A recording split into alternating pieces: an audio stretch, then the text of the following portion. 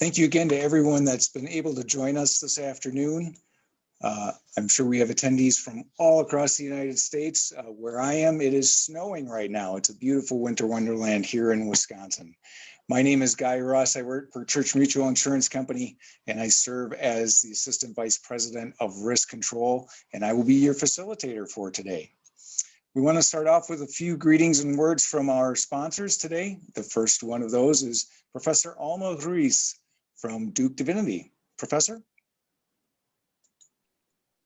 Hola, saludos, greetings. En nombre del decano de Black Church of Studies Office y de la comunidad de la Escuela de Divinidad de Duke, le damos un caluroso saludo y la bienvenida a este espacio virtual que esperamos nos ayude en estos tiempos difíciles a despertar la esperanza que la encarnación de nuestro Salvador brinda al mundo. On behalf of the Dean, the Black Church of Studies Office, and the Duke Divinity School community, we warmly welcome you to this virtual space that we hope will help us in these difficult times to awaken within us the hope that the incarnation of our Savior brings to the world. Bendiciones y bienvenidos. Blessings and welcome. Thank you so much, Professor, and thank you to Duke Divinity for their sponsorship of this series. Next, I'd like to introduce our esteemed President and CEO of Church Mutual, Rich Poirier. Thank you, Guy, and thank you for Dr. Ruiz is a tough act to follow, particularly with such beautiful Spanish intro. My language is French, but I'll spare you me butchering my home language from Canada. On behalf of Church Mutual, it is with great pride that I am here to represent our 1,300 employees in this festive of all seasons. As we begin to celebrate the birth of Christ, our Savior, we also have to take a pause and remember that this is a difficult season for many, and particularly our ministers, our lay clergy, our clergy, who are really where the buck stops. Many of them are hurting too, and it is a tank that is definitely running low on fuel. So we're hopeful and we're prayerful that today's session will give you some, hopefully some pointers and some ability to help you manage through what is both a joyous and a stressful season. So we have a great lineup of speakers. We have great content. So on behalf of Church Mutual and all of our various ministries that make up part of the Church Mutual family, we welcome you. And we look forward to getting to it. Merry Christmas. Thank you, Rich. And just a few housekeeping details for folks before we introduce our speakers. We want to let you know that after the event is done today, you will be receiving an email that'll happen next week. And as part of that email, there'll be a link to a survey. We always want to work on improving these type of events for you, and we want to hear from you the types of things that would help make that possible.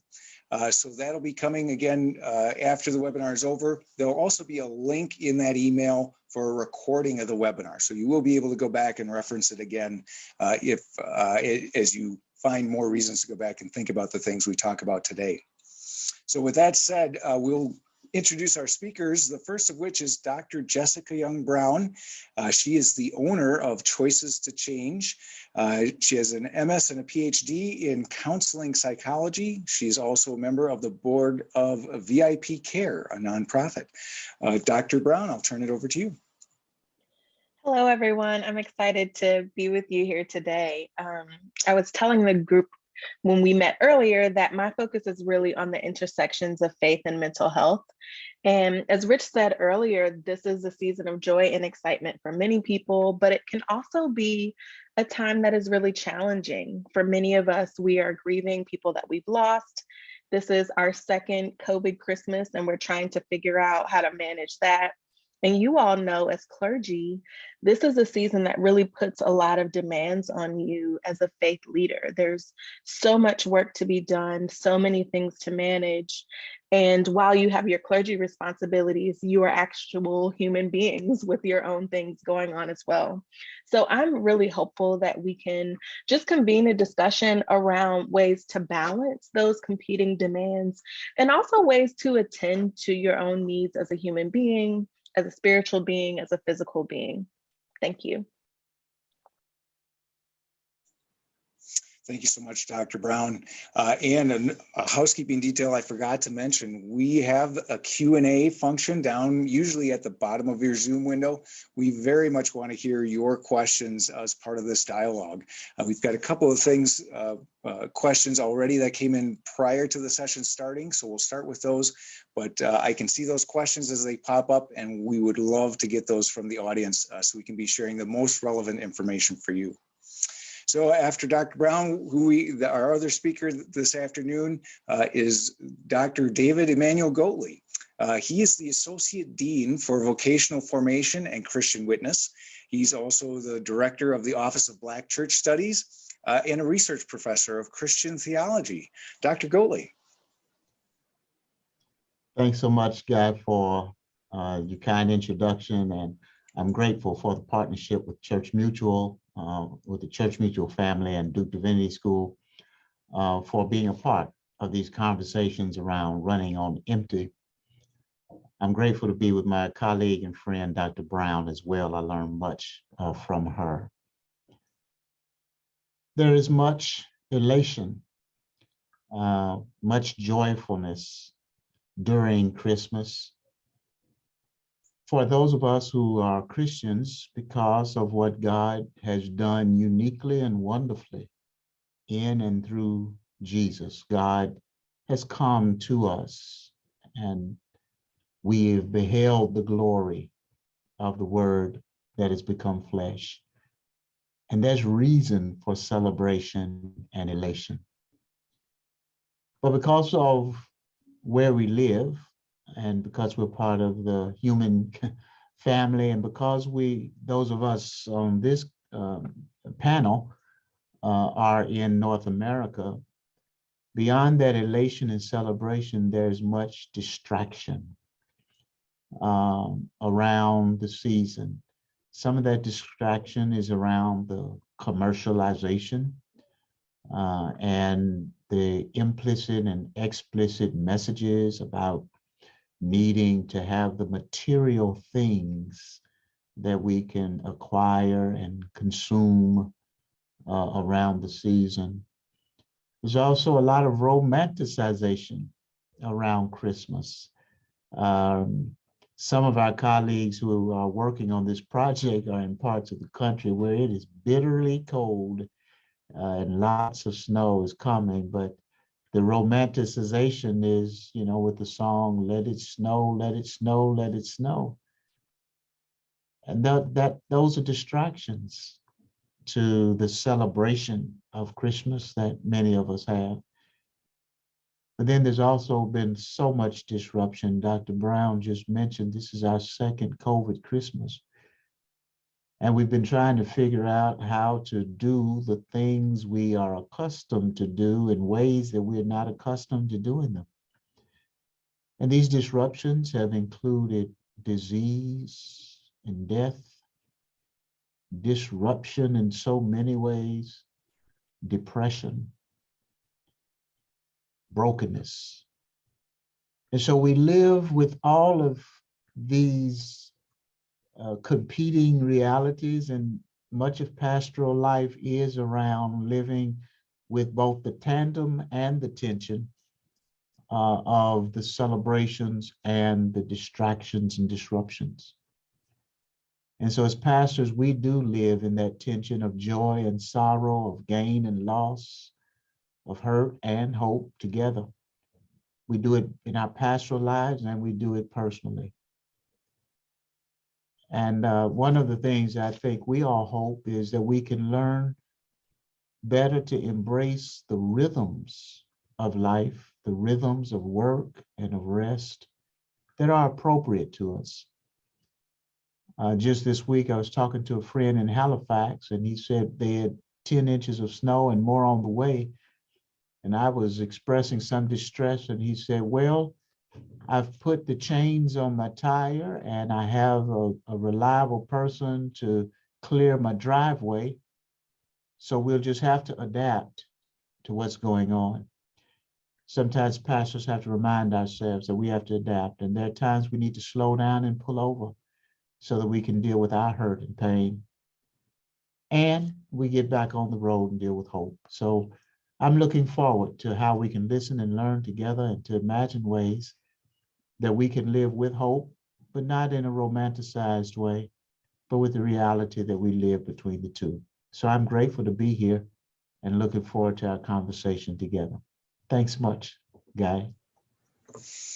Thank you so much, Dr. Goatley. A wonderful introduction. And Dr. Brown, thank you as well. As we start into our questions, actually, if I could ask both of you to put your cameras on, that way our audience will be able to see all of us as we're having the conversation. And again, just a reminder that the Q&A is open.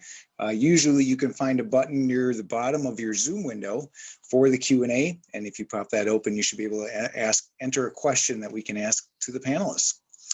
So we'll begin. And both of you mentioned the busyness of this season, right? Certainly much joy around why the season exists, but then all of those other things, worldly things, commercial things coming in. And Dr. Goatley, you mentioned rhythms of life, right? And as this season gets going, the rhythms of our normal days start to change. More things start to come in during this wonderful season. But given how busy the holidays often become for us, and Dr. Brown, I think I'm going to start with you on this question. Given that they're often a very busy time for all people, but especially for those in the church and leaders in the church, how do clergy balance their professional responsibilities with taking that time that they need for themselves and their family as well? Sure. So I think it's the key for clergy that you remember that you are first a human being. And that comes with the responsibilities of caring for our own bodies and our spirits. It comes with the responsibilities of attending to family that we feel connected with, right? And so ultimately, sometimes we have to make decisions about what's most important at any given time. I'm aware that people, and this is, it's not intentional, but people will give us as many tasks as we're willing to take on. And we have to discern our choices around those tasks that we're willing to take and those tasks that we're willing to delegate and those tasks that we need to say, this is not something I can handle right now, right? And so I think that's the challenge. For me, that starts with tapping into our own personal values about what's important in our lives. That can be a spirit-led negotiation around really discerning those values and then matching our actions to our values, right? So if I say my family is important, if I have a choice between a church meeting and my kids' winter pageant at school, how does my choice align with those values? Or if I say rest is important, if I have a choice between checking my email at 10:37 or going to bed, how can I align my actions with my values? So I think that's where we start. Such great advice. And a similar theme came up in our first session that we did a number of months ago, but I'm reminded of a comment that I made there as well. So I'm a big fan of Dr. Stephen Covey, right? Wrote the book, The 7 Habits of Highly Effective People. And everything you just said there, Dr. Brown, really resonates for me in that phrase that Dr. Covey used when he said, it's easy to say no when there's a deeper yes burning within, right? So when you talked about the values, those things that we've said yes to in our hearts, give us a little bit more permission to say no if there's something that comes that doesn't align. Wonderful advice. Dr. Goatley, what would you like to add? Well, I'd like to add my amen. And I also want to reiterate something I said earlier, that pastors do live in attention. And there's often not an easy, nice, neat way slicing it and dicing it and putting it perfectly well. But we need to be in some reasonable place, some reasonable way of living in this tension and knowing that it's sometimes not always easily resolved. Or what are some things when there are competing efforts? How can I do some reasonable compensation? If I might need to say yes to a little bit, and then so that I can stop and then say yes to something else.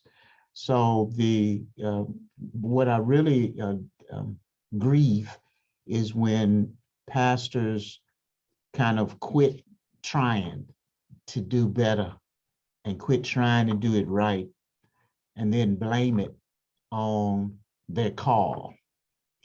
As I had a pastor friend who once said, I'm married to my ministry, and I said, you're lying. You're not. That's not true. But that was a way of he was playing a mental game of overextending himself and needed to give himself some cover. But we need to, as Dr. Brown said, remember that you're a person. You're a person first. And we do have, I remember hearing Dr. John Kinney, who's the Dean Emeritus at the Proctor School of Theology at Virginia Union University, where Dr. Brown once was on faculty. He said that we do have this treasure in earthen jars, but it is an earthen jar. And if the jar is all cracked, then the treasure just all leaks out.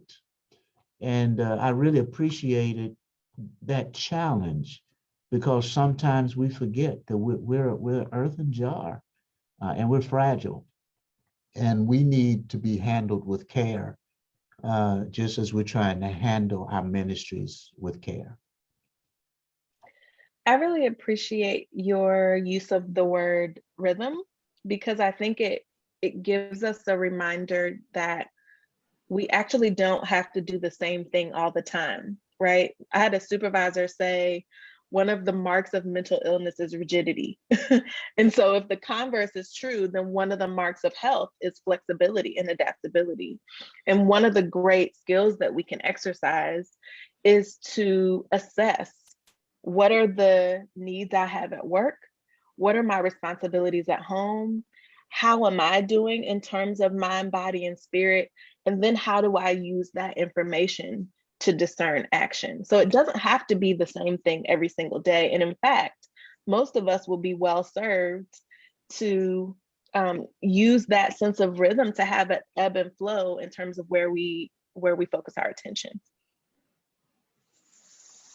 And the word balance makes me nervous because it is as if you can have equal stuff. And I don't know that life allows you to have the equal stuff. And once upon a life, I was a musician, and sometimes the rhythm is faster, and sometimes it's slower, and sometimes it's staccato, and it's spicy, and sometimes it's kind of a slow groove, and it's all right, and we have to do that. So I appreciate your naming that, and also talking about the needing to be flexible. Because that rigidity will get you every time, and you'll be broken up and then feel guilty about being broken, and your rigidity contributed to it. So thanks for naming that.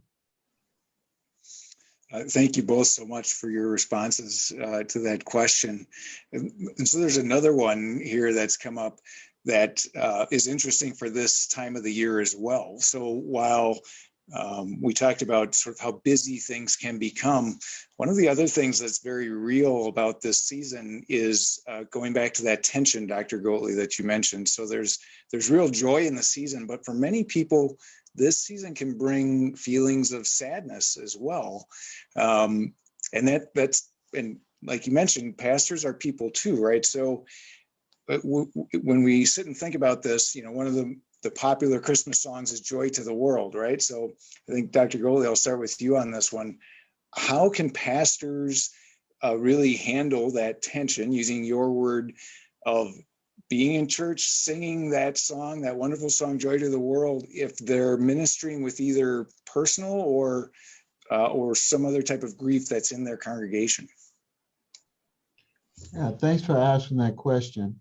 I mentioned earlier the word romanticization, and we sometimes romanticize things, and we sometimes romanticize joy, as though everything has to be going exactly the way we want it to go, when we want it, where we want it, etc. And life doesn't happen like that. And that sometimes at one place in our lives, things will be going really, really well. And simultaneously, at another part of our lives, the bottom has fallen out. And we sometimes lean or emphasize all of one or all of another. And life is not that neat, it's not that clean for life or for pastoral ministry. And so I think I'm comfortable with tension. Some people are not, but I'm comfortable with the idea of tension because we have to name it so that we can negotiate it right. And I think that there are congregants, some of whom are living with a great deal of loss. For some, this is the first Christmas without someone, so there's an empty seat at the table. And that's going to be painful. And that they may not be ready and willing to sing those songs. And that's okay. And we need to give ourselves permission to feel the emptiness. And we need to give permission and bless and pray and support people who are going through that. And we may need to slow something down for someone and make room and to be present or to be silent with them. But also for ourselves. So not only in our ministry, but also in our personal lives, that there are times where it hurts and it's okay to pull over on the side of the road and wait. It's okay to check out and just be honest and say, I can't do this now. Pray for me, sit with me, give me some time to catch my breath, and I'll get back in the game when I'm feeling like it. And I think that pastors need to give ourselves permission for ourselves to experience that because we are human. And I do know that everybody has to play a role. We go into performance role as part of our jobs, but we also have to be genuine and authentic so that we can live and serve with integrity and with sustainability. You keep on denying yourself and keep on being false, that's going to injure you and it's going to injure people around you. Dr. Brown, anything that you wanted to add to that? Only that I think there's something really powerful about modeling that dialectic, right? Of holding the reality that two things can be true at a time. It is consistent with the way that most of us experience life, right? That we have all of these things that seem like they don't go together, and here they are all together, right? And so it provides this powerful model of being a Christian doesn't have to mean I act as if everything is okay, right? Being a Christian provides me space to own my pain, my frustration, my anger, and to talk to God and community about that part of my experience too. Thank you for those comments. I think it leads in to one of our first questions here from an audience member, especially that part about two things can be true at the same time. So I'll read the question and we can talk about responses here. So, and this is the submitter connected it back to tension as well. So this person is looking for some thoughts about how to handle those who are against vaccines and for vaccines within the same congregation, right? So something can be true and false at the same time, especially if whoever you're talking to or working with at the time maybe has the opposite opinion that you do, right? So if you're a leader of a congregation and you're either for or against, and the person or people you're working with are the opposite of that, how do we continue with this theme of hope for the holidays, right? How do we care for them? You care for yourself as the leader. The last part of the comment or question here is we must love both regardless of their views. But how do we really put that into practice? And maybe Dr. Brown, will start with you on this one. I was hoping you would tell Dr. Goatley to take this one first. So here are my thoughts. I think we as the church also need to hold the tension of love and accountability being compatible, right? So in the state that we find ourselves in now, in a 20-month-long public health emergency, I think it's fine for people to make whatever choices they make about vaccines and to be honest with community about that, and to acknowledge that those choices demand other choices, right? So if I decide to be vaccinated, there's a certain way I need to behave responsibly. If I decide not to be vaccinated, there's a certain way I need to behave responsibly. And for many of us, our denominations are probably giving us some guidelines around that. I think at the end of the day, I'm sort of less concerned in my faith community. I'm less concerned about people's individual vaccine decisions and more concerned about how we set guidelines about what it means to be a good community member in this era. So in the midst of a pandemic, regardless of vaccination status, how do we as a community define what it means to be a good community member? And I think we can co-create that model and then try to get people on board with it. The unfortunate reality in this country is that our health has been politicized. And so when we hear vaccine decisions, there are all these other assumptions that we make that maybe aren't even true, but they're certainly a part of the ethos of our country right now. And so I think we also have an opportunity, as much as we can, to maybe try to suspend some of those assumptions until we get some other information. Because I think a part of what gets us riled up is actually those assumptions that we make about people based on vaccination status, not just the vaccination decision itself. Thank you for that. And related, I think, to what I'm hearing Dr. Brown say is that the issue of vaccines is not the issue. Vaccines have been utilized as a political ploy for in the bigger experience of polarization. And so the debate of vaccine is probably not the debate about vaccine. It's a proxy for another issue about polarization. And I think part of the witness of the gospel is God is with us, all of us.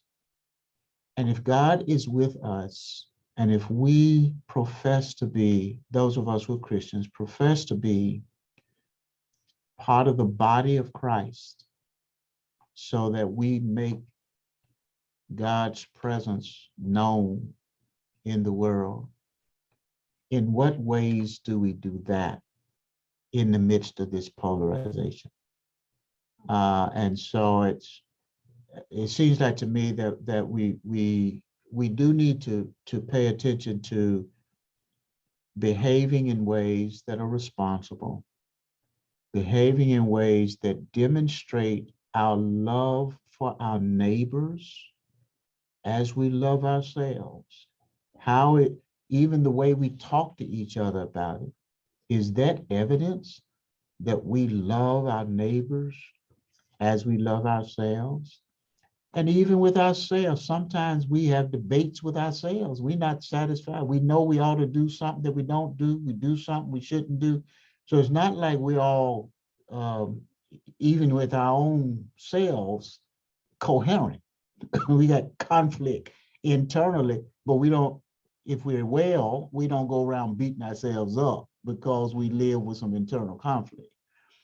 I think that we do need to try to not over, not place the spotlight on the issue of vaccination, because it's a different kind of debate. And then even when that debate is going on, how do we demonstrate that God is with all of us, no matter where we are on the political spectrum? God is with all of us. And how do we show and demonstrate that we love our neighbors as we love ourselves? Thank you very much. Some great reminders there, and some great exposing as well of additional tensions that exist for us right now, right? So we've talked about how busy the holidays can be, those things that kind of come at us from the world for that. We've talked about the fact that the season, sometimes is a season for grief for certain people. And then certainly now this other aspect of the pandemic having gone on for so long and the things that go along with that. So it might be a good time for some reminders around things like what sort of spiritual practices really would you recommend for clergy to stay grounded and to stay well during the holidays? And again, I think Dr. Brown will start with you on this one. Sure. So I think my first recommendation is focus on the spiritual practices that have been most restorative to you in your own life, right? This is a great time to go with what we know. This is not to say that you don't, try out new practices, but when there is limited energy, limited time, limited resources, it's okay to pick the path of least resistance. And so I think it's important for all of us to have a sense of what practices are most helpful and restorative for us. I also think this is a great time to lean into community. Ironically, I work with a lot of clergy in my clinical practice, and ironically, or maybe this is not ironic to you all, right? With all of the hubbub that happens in churches around this time of year, I hear a lot of folks talking about how isolated they are. And so I think this is a great opportunity to connect with people on a human level, and for it not to necessarily be about work, even if they're fellow clergy, but to just engage in the spiritual practice of being with people is a great strategy. I also think there's an opportunity to really, in our devotional time and our scripture reading, to return to the heart of Christmas, to the heart of what this season means for us as individuals and for the church universal. Dr. Goatley was talking about the romanticization and commercialization of the season. And I think sometimes we lose the gift that this season is really about. And so I think it's also an opportunity to return to that. Thank you, Dr. Brown. Dr. Goatley? Yeah, I really appreciate Dr. Brown talking about the practices that are restorative to you, because we both have been emphasizing that pastors are people, but people are different, and we want to encourage people to lean into those practices that are restorative. And I think another way that I would like to encourage are what are some of those things that do bring you deep down joy? We do a lot of stuff that is entertaining and that's amusing and going from here to there and somewhere else, and all of the social events and the meal events. And we're really busy about stuff. But what are some of those things that somebody else may think that is boring, but it just brings you joy? And how do we build that in to leaning into that and letting God use that to help to restore our souls? That's a phrase that we're familiar with in Psalm 23. He restoreth my soul. And one way of unpacking that is God gives me back myself. When I've spent it all out, I'm depleted, that God gives me back myself. But you need to slow down long enough for the Lord to give you back yourself, and you're not running away from what the Lord is trying to do. So I really like that. What are these practices that are restorative, and what are these rhythms and practices and habits that really give you joy and warmth, in a way that it's not something that you want to put on a movie, because it's not entertaining, but it speaks to who you are, and it's a way that the Lord can give you back yourself. So I don't know what it is for you or her or him, but perhaps you can find it. And if you haven't found it, you probably need to talk to somebody like Dr.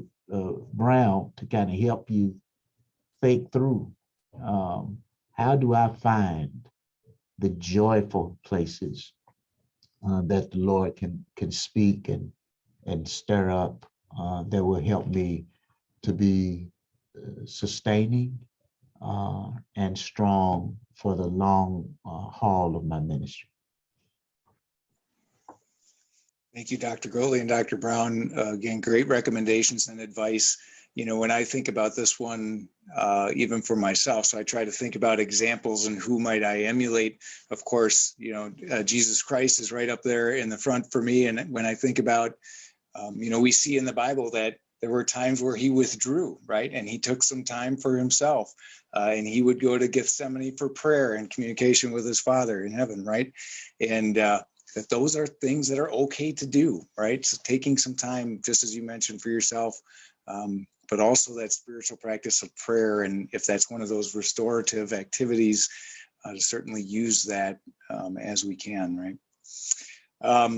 All of that said, those are great suggestions and great advice and recommendations. And yet still there sometimes in this season, there are people that find it difficult to find the joy, right? And this was a new term for me. And Dr. Goatley, you introduced this to me in our earlier conversation, the idea of hosting a blue Christmas. That one was new to me. Could you tell us a little bit about what that is? And then maybe talk about, is that really helpful, or is that working the other way? Yeah, well, there are some people who are blue at Christmas, period.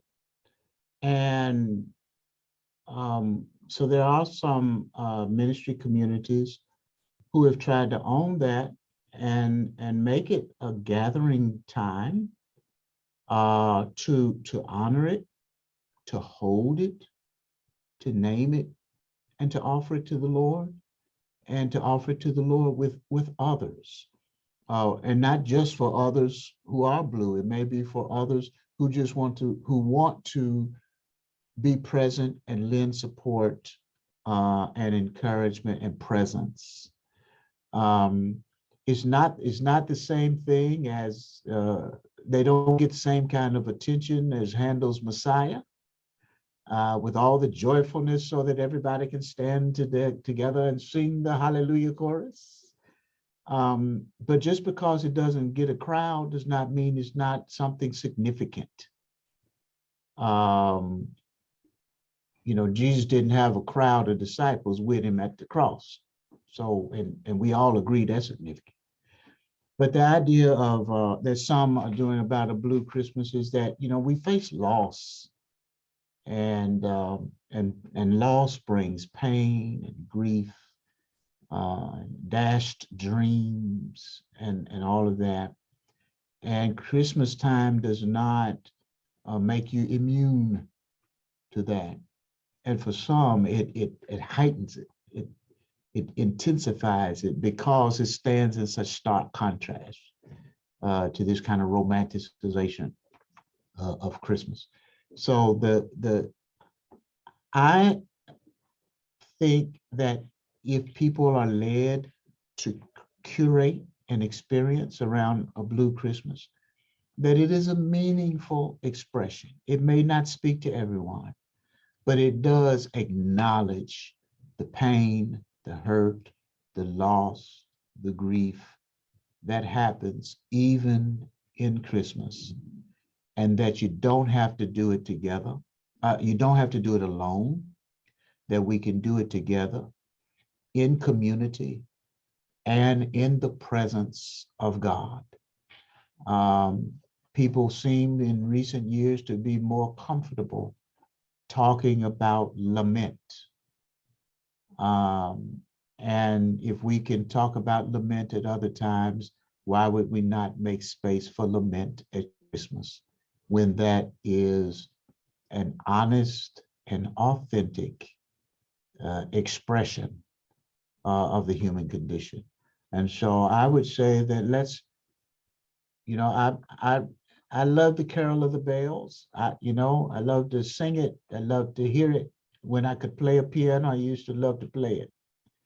But it's not, everybody's not doing the silver bells and the Carol of the Bells, and it's not all pretty. So that is why I think that the Blue Christmas experience is a sign of health and integrity for those who are interested and able to embrace it. Thank you, Dr. Goatley. As we think about some of the things that might bring somebody to an event like that, Dr. Brown, can you help us understand some of the risk or challenge areas around mental health and those concerns that can occur at this time of the year? Sure. So certainly there can be, sadness around loss, or there can be isolation. I think we often underestimate the kind of anxiety and tension people might have around just the finances of the holidays, right? There's this expectation for many people of buying gifts for all these folks, and sometimes people simply don't have it, right? We have this unfortunate merging of material things with love in our culture, right? And so people often wonder, how do I express love to people if I can't buy them gifts, right? And to Dr. Goatley's point, we can't always fix those problems, so to speak, but it can be really powerful to make space for them to be named. And even just to say, look, if you're going to be alone on Thanksgiving or Christmas or whatever, here's something you can do, or you can call me, right? Or, here's a place you can go. Or maybe you have family that you're disconnected from, and here are things that you can do with those feelings, right? Here are resources you can think about, or scriptures related to this issue. And so I think any of the reality is, any of the kind of challenges of the human condition that happen all the other times of the year can be magnified this time of year. And so I think it's just important that we attend to that in meaningful ways. And as Dr. Goatley said, to just acknowledge that everybody's not happy. Everybody's not excited about going home for Christmas, right? Everybody doesn't have a loving family that will welcome them with open arms on December 25th. And we need to acknowledge that. And if churches are able to make space for that, then it gives an opportunity for people to lean into it and to be honest about it in ways that are more healthy. Mm-hmm. because you have some people, I mean, who you'll have increase in manifestations of substance abuse and addiction and that kind of stuff. And that's and often it's about a blue Christmas. Sure. And it's an escape, or it's a way of trying to negotiate or compensate. And then, as Dr. Brown said, everybody doesn't have families where things are going to be where they're going to be welcome. And some, if you've grown up in an abusive family, you don't want to go back. Want to be welcome, right? And subject yourself to that kind of dishonesty, or maybe even vulnerability again. And so if we can create spaces, and it doesn't necessarily have to be a big formal service with a worship design team. I mean, it can be, but it might be space and place and invitation. And I really appreciate it with, as at least as I was hearing Dr. Brown, that, if people know that there's an opportunity, an alternative, and a place for people who may not be gathering with loved ones somewhere, but you can gather in this community. And it can be a way of being where you're not alone. And it's a bad thing to be in isolation when you're already down and depressed. And if you're feeling badly, you don't need to be by yourself with the curtains drawn, and it's a pretty sunshiny day, but you're blocking it all out, with your light blocking drapes. That's not helping you. And we need to make help available and relationship available. And that is some quality ministry. It may not be the kind of thing it's not going to be the kind of thing that gets a bunch of Facebook posts and likes, and it's not going to be a nice web entry. But if you can walk with somebody as they walk through shadows of death, that's a good thing, and that's a good ministry. And it can be transformative in ways that is beyond our ability to understand today.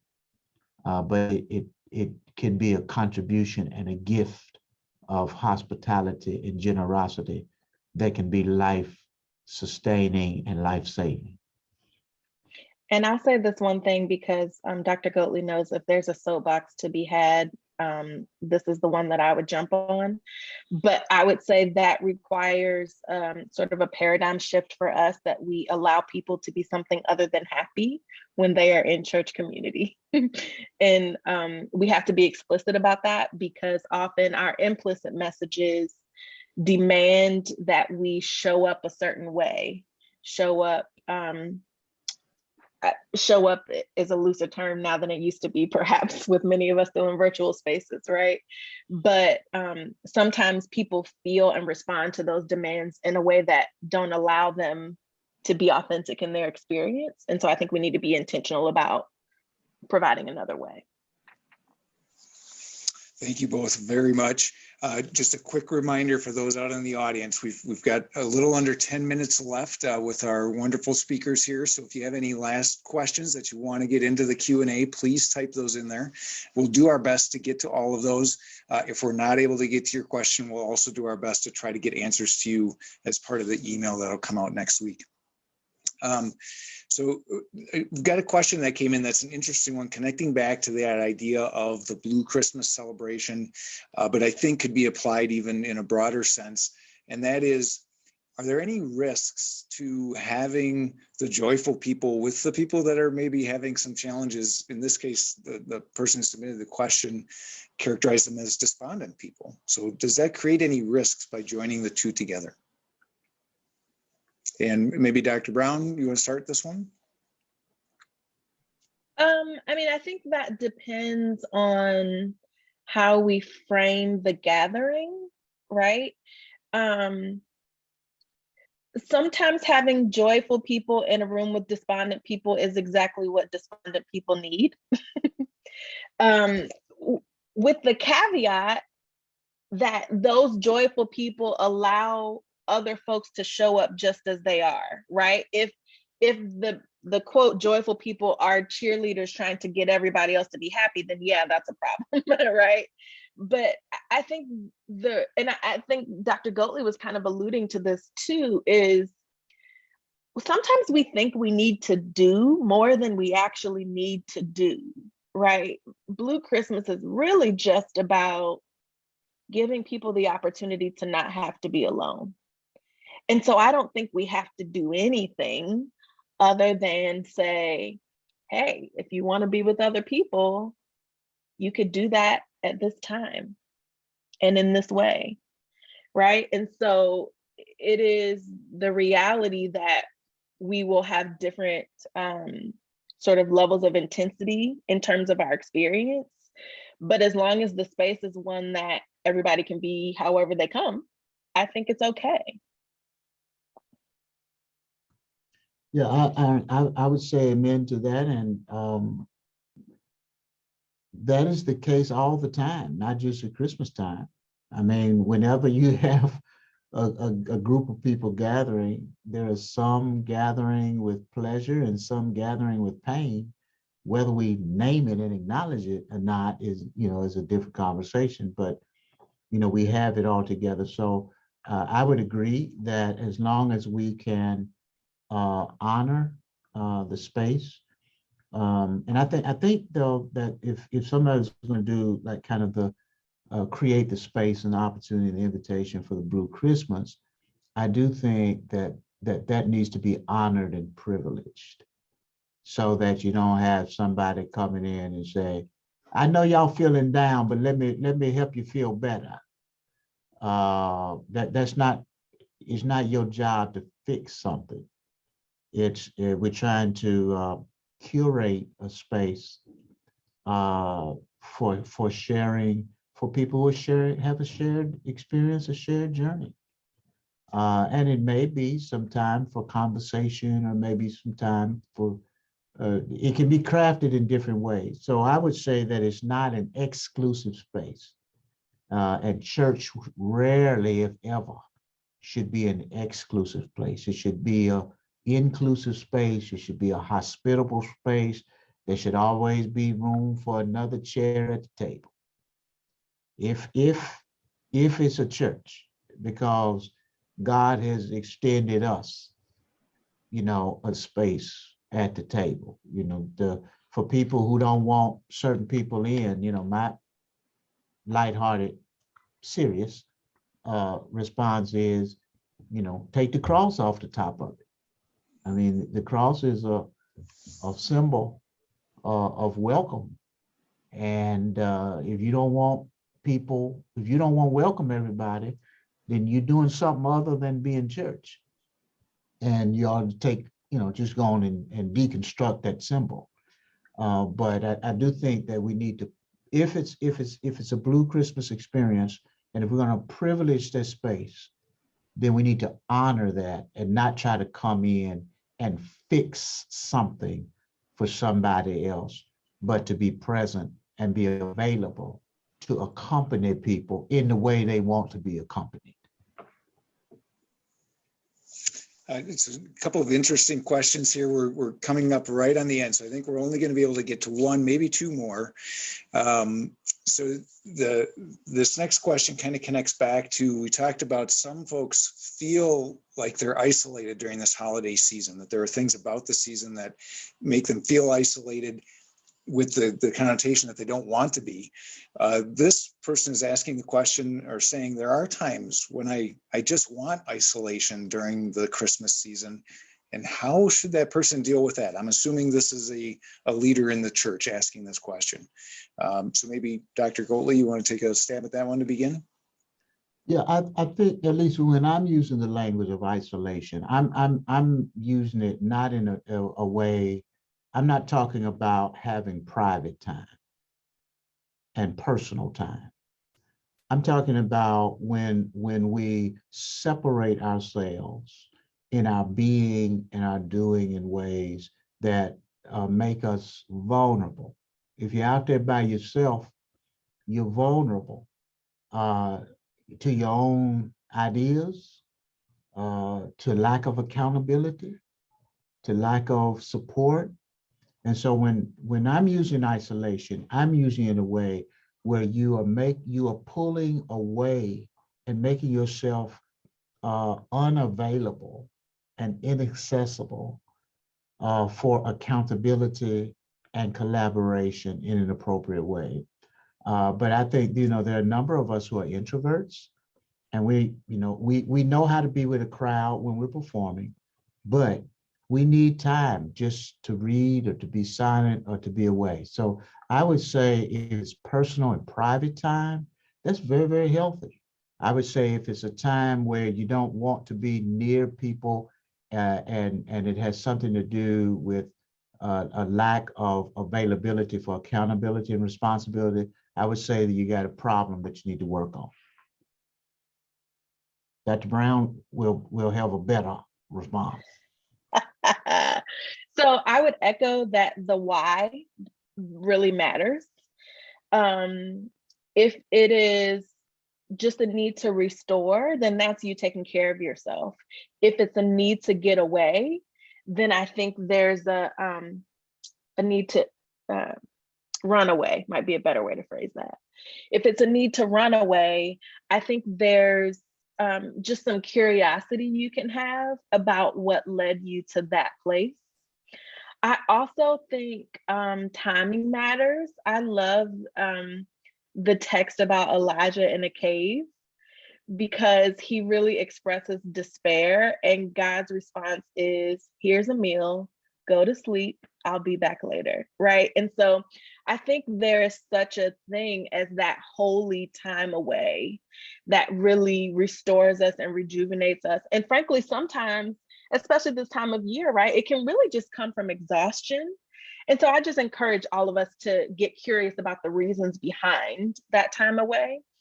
The other thing I would say is to Dr. Goatley's point about introversion, those of us who are introverts really need that alone time to function.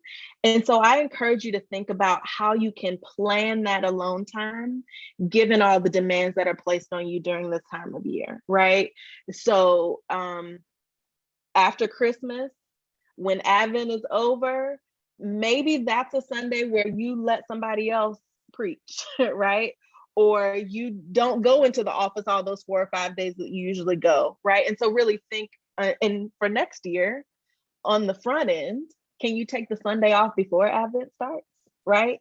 Can you plan around what you know about your own personal rhythms?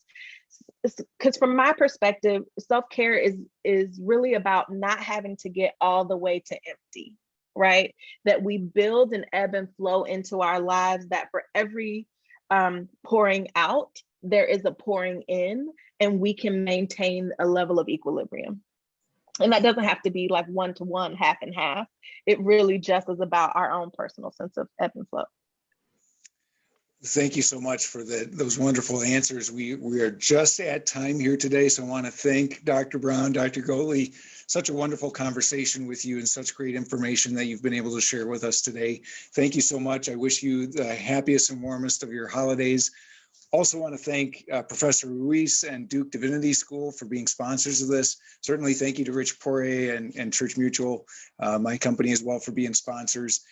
Just a reminder that for all of you who are able to join us today, thank you so much. We really enjoyed having you. We will be putting out an email next week that will have a survey attached to it. We're very much looking forward to your input. We definitely want to hear from you and what you learned today. There will also be a link to a recording of this session. So if for some reason you weren't able to listen to the whole part of it, or you'd like to replay any part of it, that recording will be available to you as well. Thank you again to our speakers. Thank you to everyone who joined us. Happy holidays, and I wish you a wonderful rest of your day. Thank you.